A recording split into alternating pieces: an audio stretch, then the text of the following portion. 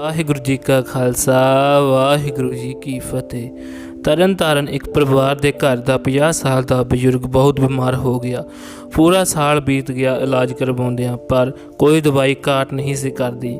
ਹਾਲਾਤ ਹੋਰ ਵੀ ਵਿਗੜਦੇ ਗਏ। ਉਸ ਬਜ਼ੁਰਗ ਦੀ ਪਤਨੀ ਨੇ ਸਹਿਜ ਸੁਭਾਅ ਕਿਸੇ ਸਤਸੰਗ ਬੀਬੀ ਨਾਲ ਆਪਣੇ ਬਜ਼ੁਰਗ ਪਤੀ ਦੇ ਦੁੱਖ ਬਾਰੇ ਗੱਲ ਕੀਤੀ ਕਿ ਸਾਡੀ ਤਾਂ ਕੁਝ ਸਮਝ ਵਿੱਚ ਨਹੀਂ ਆ ਰਿਹਾ, ਸਾਲ ਹੋ ਗਿਆ ਹੈ ਇਲਾਜ ਕਰਵਾਉਂਦਿਆਂ, ਪਰ ਕੋਈ ਵੀ ਦਵਾਈ ਅਸਰ ਨਹੀਂ ਕਰ ਰਹੀ। ਉਹ ਸਤਸੰਗੀ ਬੀਬੀ ਸਤਸੰਗ ਵਿੱਚ ਸੁਖਮਨੀ ਸਾਹਿਬ ਦੀ ਬਾਣੀ ਦੀ ਮਹਿਮਾ ਸੁਣਦੀ ਸੀਗੀ। ਇਹ ਬਾਣੀ ਰੋਗਾਂ ਨੂੰ ਰਾਜੀ ਕਰਦੀ ਹੈ। ਉਹ ਕਹਿਣ ਲੱਗੀ, ਤੁਸੀਂ ਦਿਲ ਨਾ ਛੱਡੋ, ਸੁਖਮਨੀ ਸਾਹਿਬ ਦਾ ਆਸਰਾ ਲੈ ਕੇ ਵੇਖੋ। ਆਪਣੇ ਘਰ ਇੱਕ ਸੁਖਮਨੀ ਸਾਹਿਬ ਦਾ ਗੁਟਕਾ ਸਾਹਿਬ ਲੈ ਜਾਓ, 5 ਪਾਠ ਰੋਜ਼ ਦੇ ਸੁਖਮਨੀ ਸਾਹਿਬ ਦੇ 40 ਦਿਨ ਨੇਮ ਨਾਲ ਕਰਕੇ ਅਰਦਾਸ ਕਰੋ, ਗੁਰੂ ਸਾਹਿਬ ਜ਼ਰੂਰ ਮਿਹਰ ਕਰਨਗੇ। ਉਸ ਬਜ਼ੁਰਗ ਮਾਤਾ ਨੂੰ ਗੁਰਮੁਖ ਬੀਬੀ ਦੀ ਗੱਲ ਸੁਣ ਕੇ ਕੁਝ ਹੌਸਲਾ ਮਿਲਿਆ ਤੇ ਉਸਨੇ ਅਗਲੇ ਦਿਨ ਤੋਂ ਹੀ ਆਪਣੇ ਘਰ ਵਿੱਚ 5 ਪਾਠ ਸੁਖਮਨੀ ਸਾਹਿਬ ਦੇ ਸ਼ੁਰੂ ਕਰ ਦਿੱਤੇ।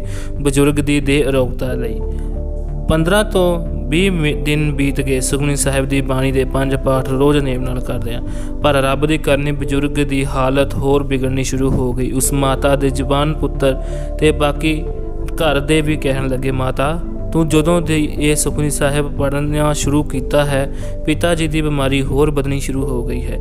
ਚੰਗਾ ਇਹੀ ਹੈ ਕਿ ਸੁਖਮਨੀ ਸਾਹਿਬ ਪੜ੍ਹਨੀ ਬੰਦ ਕਰ ਦੇ, ਪਰ ਉਸ ਮਾਤਾ ਨੇ ਨੇਮ ਨਾ ਛੱਡਿਆ। 2-4 ਦਿਨ ਹੋਰ ਬੀਤੇ। ਬਿਮਾਰੀ ਇੰਨੀ ਵੱਧ ਗਈ ਕਿ ਤਰਨ ਤਾਰਨ ਦੇ ਡਾਕਟਰਾਂ ਨੇ ਜਵਾਬ ਦੇ ਦਿੱਤਾ ਤੇ ਕਹਿਣ ਲੱਗੇ ਕਿ ਸਾਡੇ ਵੱਸ ਦੀ ਗੱਲ ਨਹੀਂ, ਤੁਸੀਂ ਮਰੀਜ਼ ਨੂੰ ਅੰਮ੍ਰਿਤਸਰ ਲੈ ਜਾਵੋ। ਮਰੀਜ਼ ਨੂੰ ਅੰਮ੍ਰਿਤਸਰ ਦੇ ਹਸਪਤਾਲ ਵਿੱਚ ਦਾਖਲ ਕਰਵਾ ਦਿੱਤਾ ਗਿਆ, ਪਰ ਉਸ ਬਜ਼ੁਰਗ ਮਾਤਾ ਦੀ ਭਾਵਨਾ, ਉਸ ਨੇ ਹਸਪਤਾਲ ਵਿੱਚ ਵੀ ਸੁਖਮਨੀ ਸਾਹਿਬ ਦਾ ਨੇਮ ਨਹੀਂ ਛੱਡਿਆ। ਹਸਪਤਾਲ ਦੇ ਕਮਰੇ ਵਿੱਚ ਇੱਕ ਪਾਸੇ ਪਰਦਾ ਜਿਹਾ ਲਗਾ ਕੇ ਉੱਥੇ ਹੀ ਇਹ ਮਾਤਾ ਸੁਖਮਨੀ ਸਾਹਿਬ ਦਾ ਨੇਮ ਭੁਗਤਾਈ ਗਈ, ਪਰ ਅਜੇ ਵੀ ਪਰਚੇ ਦੀ ਘੜੀ ਸੀ।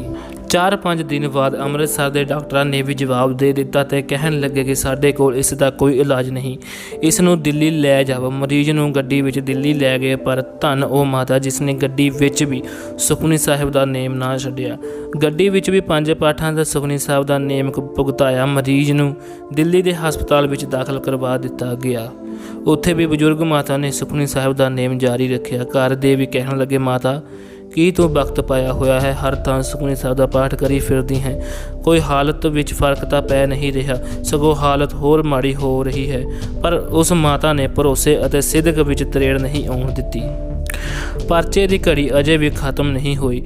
4-5 ਦਿਨ ਬਾਅਦ ਦਿੱਲੀ ਦੇ ਹਸਪਤਾਲ ਦੇ ਡਾਕਟਰਾਂ ਨੇ ਵੀ ਜਵਾਬ ਦੇ ਦਿੱਤਾ ਤੇ ਕਹਿ ਦਿੱਤਾ ਕਿ ਇਸ ਨੂੰ 4-5 ਦਿਨ ਤੋਂ ਵੱਧ ਨਹੀਂ ਜੀਣਾ, ਇਸ ਨੂੰ ਘਰ ਵਾਪਸ ਲੈ ਜਾਵੋ, ਜਿੰਨੀ ਕੁ ਸੇਵਾ ਕਰ ਸਕਦੇ ਹੋ ਕਰ ਲਵੋ। ਉਹ ਮਰੀਜ਼ ਨੂੰ ਲੈ ਕੇ ਵਾਪਸ ਤਰਨ ਤਾਰਨ ਆ ਗਏ। ਭਰੋਸਾ ਹੋਵੇ ਤਾਂ ਐਸਾ, ਉਸ ਮਾਤਾ ਨੇ 5 ਪਾਠਾਂ ਦਾ ਨੇਮ ਨਾ ਛੱਡਿਆ। ਕਦੇ ਤਾਂ ਗੁਰੂ ਰੀਝੇਗਾ, ਕਦੇ ਤਾਂ ਗੁਰੂ ਦੀ ਪ੍ਰਸੰਨਤਾ ਹੋਵੇਗੀ। ਇਹੋ ਜਿਹਾ ਪ੍ਰੇਮ, ਪਿਆਰ ਤੇ ਵਿਸ਼ਵਾਸ ਦੇਖ ਕੇ ਗੁਰੂ ਨੂੰ ਬਖਸ਼ਿਸ਼ ਕਰਨੀ ਹੀ ਪੈਂਦੀ ਹੈ। ਬਸ ਲੋੜ ਹੈ ਮਾਲਕ ਨੂੰ ਮਨਾਉਣ ਦੀ। ਕਹਿੰਦੇ ਹਨ 38 ਦਿਨ ਬੀਤ ਗਏ ਸੁਖਮਨੀ ਸਾਹਿਬ ਦੇ 5 ਪਾਠਾਂ ਦਾ ਨੇਮ ਕਰਦਿਆਂ, ਪਰ ਹਾਲਤ ਵਿੱਚ ਕੋਈ ਸੁਧਾਰ ਨਹੀਂ ਹੋਇਆ। ਕਹਿੰਦੇ ਹਨ ਕਿ 40 ਦਿਨ ਉਸ ਮਾਤਾ ਨੇ ਨੇਮ ਕਰਕੇ ਅਰਦਾਸ ਕੀਤੀ ਬਜ਼ੁਰਗ ਦੀ ਦੇਹ ਅਰੋਗਤਾ ਦੀ। 41ਵਾਂ ਦਿਨ ਚੜ੍ਹਿਆ, ਸਾਰਿਆਂ ਦੀ ਹੈਰਾਨੀ ਦੀ ਹੱਦ ਨਾ ਰਹੀ। ਮਰੀਜ਼ ਦੀ ਹਾਲਤ ਸੁਧਰਨੀ ਸ਼ੁਰੂ ਹੋ ਗਈ ਤੇ ਫਿਰ ਦਿਨ ਬਾਅਦ ਦਿਨ ਸੁਧਰਦੀ ਹੀ ਗਈ। 46ਵਾਂ ਦਿਨ ਸੀ। ਮਰੀਜ਼ ਦੀ ਹਾਲਤ ਵਿੱਚ ਕਾਫੀ ਸੁਧਾਰ ਆ ਗਿਆ। ਜਦੋਂ ਡਾਕਟਰਾਂ ਨੂੰ ਚੈੱਕ ਕਰਾਉਣ ਗਏ ਤਾਂ ਡਾਕਟਰ ਵੀ ਇਹ ਚਮਤਕਾਰ ਵੇਖ ਕੇ ਹੈਰਾਨ ਹੋ ਗਏ ਕਿ ਇਹ ਤੁਸੀਂ ਕਿਹੜਾ ਢੰਗ ਵਰਤਿਆ ਹੈ। ਜਿਸ ਮਰੀਜ਼ ਨੂੰ ਵੱਡੇ ਡਾਕਟਰਾਂ ਨੇ ਜਵਾਬ ਦੇ ਦਿੱਤਾ ਸੀ, ਉਹ ਕਿਵੇਂ ਠੀਕ ਹੋ ਗਿਆ। ਇਹ ਕੀ ਕੌਤਕ ਵਰਤ ਗਿਆ ਕਿ ਇਸ ਮਰੀਜ਼ ਨੂੰ ਜਿਹੜੀ ਬਿਮਾਰੀ ਲੱਗੀ ਸੀ, ਉਹ ਬਿਮਾਰੀ ਇਸ ਦੇ ਸਰੀਰ ਵਿੱਚੋਂ ਉੱਡ ਹੀ ਗਈ ਹੈ। ਬਿਮਾਰੀ ਲੱਭ ਹੀ ਨਹੀਂ ਰਹੀ ਕਿ ਕਿੱਥੇ ਗਈ ਹੈ। ਹੁਣ ਇਸ ਘਟਨਾ ਨੂੰ ਪੜ੍ਹ ਕੇ ਤੁਸੀਂ ਆਪੇ ਹੀ ਬਰੀਕੀ ਕੱਢ ਲੈਣਾ, ਤੱਤ ਕੱਢ ਲੈਣਾ, ਆਪਣੇ ਲਈ ਸੇਧ ਲੈ ਲੈਣਾ ਕਿ ਅਸੀਂ ਸੁਖਮਨੀ ਸਾਹਿਬ ਨਾਲ ਕਿਸ ਤਰ੍ਹਾਂ ਦਾ ਪਿਆਰ ਕਰਨਾ ਹੈ, ਅਸੀਂ ਕਿਸ ਤਰ੍ਹਾਂ ਦੀ ਭਾਵਨਾ ਰੱਖਣੀ ਹੈ। ਵਾਹਿਗੁਰੂ ਜੀ ਕਾ ਖਾਲਸਾ, ਵਾਹਿਗੁਰੂ ਜੀ ਕੀ ਫਤਿਹ।